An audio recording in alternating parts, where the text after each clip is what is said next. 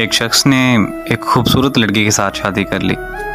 वो उससे बहुत मोहब्बत करता था, मगर एक दिन उस लड़की को जल्द की बीमारी लग गई, जिससे उसकी खूबसूरती रोज़ बरोज़ घटती जा रही थी।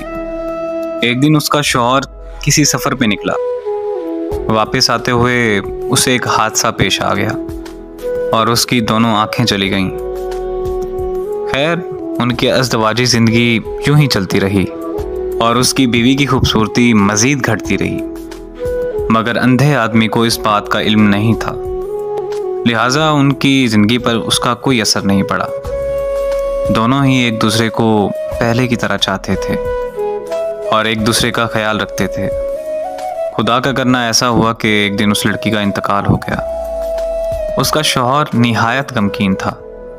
उसने अपना सब कुछ फरोख्त कर डाला और उस शहर को छोड़कर किसी दूसरे शहर जाने लगा। तो जाते हुए पीछे से किसी शख्स ने आवाज़ दी और कहने लगा कि अकेले कैसे जाओगे?